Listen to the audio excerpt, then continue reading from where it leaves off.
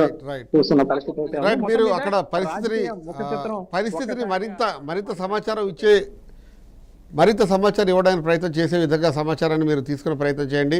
అలాగే cinema industry ఏమనుకుంటుంది, public ఏమనుకుంటున్నారు, పబ్లిక్తో కూడా మాట్లాడే ప్రయత్నం మనం చేద్దాం కొద్దిసేపటి తర్వాత. ఇది ఇప్పుడు మనం చెన్నై నుంచి మీరందరూ చూశారు. కాకపోతే అక్కడ ప్రజలు ఒక వ్యాక్యూమ్ ఉంది, ఆ వ్యాక్యూమ్లో ఎవరు చూసుకోవాలనుకుంటున్నారు. ప్రధానంగా ఇక్కడ చూస్తే స్టాలిన్ ఏజ్కి విజయ్ ఏజ్కి మధ్య ఉన్న దాదాపు ఆ గ్యాప్ని విజయ్ ఒక యువకుడిగా వాళ్ళు చూస్తున్నారు, విజయ్ని ఒక హీరోగా చూస్తున్నారు. గతంలో జరిగిన ప్రస్థానాలను చూసి ఇప్పుడు విజయ్కి అధికారాన్ని ఇవ్వడం వైపే తమిళ ప్రజలు మొగ్గు చూపారు.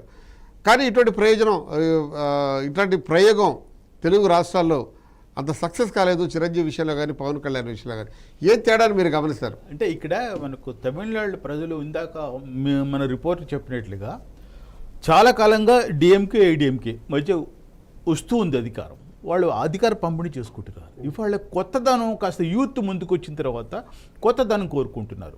అదే ప్రజలు ఏదైతే కొత్తదనం కోరుకుంటున్నారో అదే సమయంలో విజయ్ రాజకీయాల్లోకి రావడం.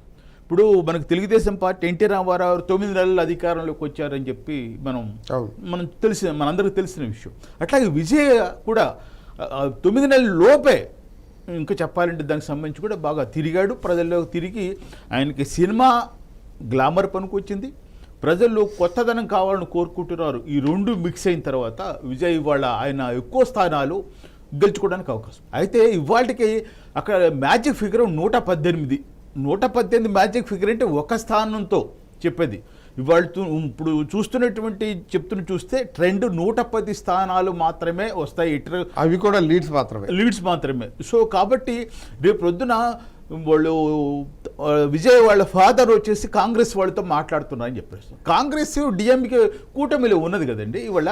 కాబట్టి వాళ్ళు డిఎంకే కూటమిని కాదని కాంగ్రెస్ ముందుకు వస్తుందా, అది కూడా ఆలోచన చేయాల్సిన రాజకీయం. మనం అనుకోవడానికి ఈజీగా ఉంటుంది కానీ 5 స్థానాల్లో ఉంది. కానీ ఇవాళ కాంగ్రెస్ పార్టీ అట్లాగే డిఎంకే కలిసి ప్రయాణం చేస్తున్నాయి. ఎట్లా వాడు విడదీసి కేవలం 5-6 స్థానాలతో పార్టీని విజయాన్ని నిలబెట్టే అవకాశం ఉంటుందా అంటే ఆలోచించాల్సిన పరిస్థితి. అంత తేలికైన విషయమే కాదు దానికి సంబంధించి.